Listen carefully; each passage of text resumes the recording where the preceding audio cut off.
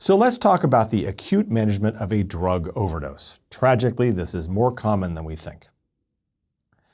As a patient comes in who has overdosed, it's important first off to manage the ABCs. You'll see a lot of test questions where there's a long paragraph describing a circumstance and the answer really boils down to remembering the ABCs. So first, manage the airway, then the breathing, and then the circulation. We should manage hypo or hyperthermia, which is common in drug use. In patients who have recently ingested a drug, GI decontamination is important, so activated charcoal, but this really only works within an hour of an ingestion.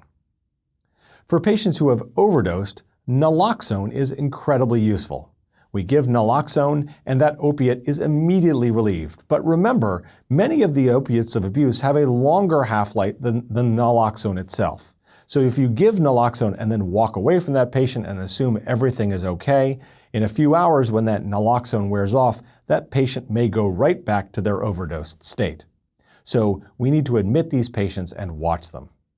I'm not mentioning flumazenil because we don't use it very often. We don't use it because it causes seizure in patients a lot, around 20% of the time.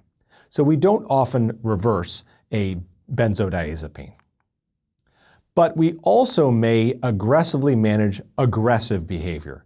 If a patient is psychotic and angry and aggressive and dangerous, we may give other drugs to reduce that response. For outpatient management of drug abuse, counseling is the mainstay of therapy. So we are going to counsel these patients about and getting them to be motivated through motivational interviewing to change their own condition. Oftentimes it's important to set a specific quit date to get them motivated to fix their problem. We will recommend frequent follow-up appointments to check in to see how things are going. And when they have a slip, we say that's part of it, and then continue them forward rather than just give up because they slipped.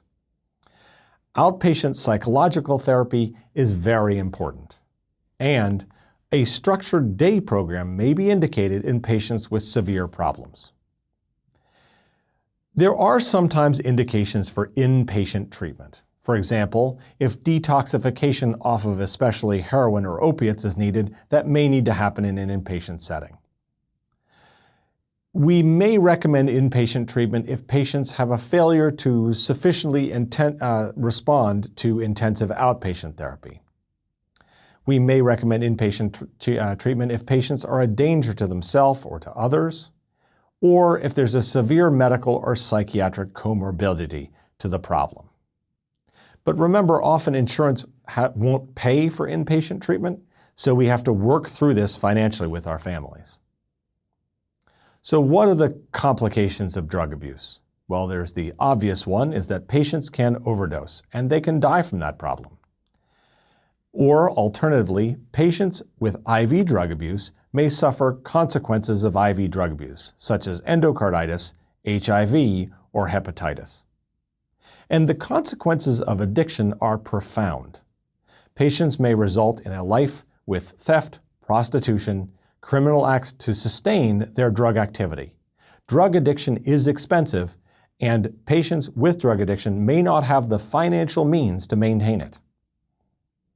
What's key about drug addiction is prevention before patients get addicted.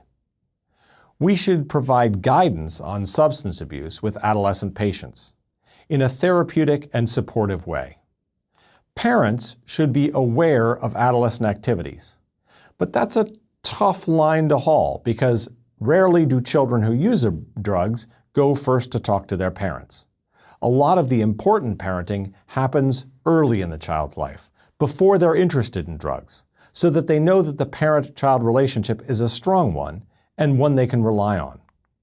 We need to help parents recognize protective factors in drug abuse. We should help them understand that creating a positive sense of self-esteem in a child goes a long way to preventing drug use. That supportive family relationships are critical. And children should have positive role models. They should have people they look up to who don't use drugs, who they can admire, and that will inspire them not to have a life where they're dependent on drugs for happiness or stability. So that's my review of drug use in adolescents. Thanks for your time.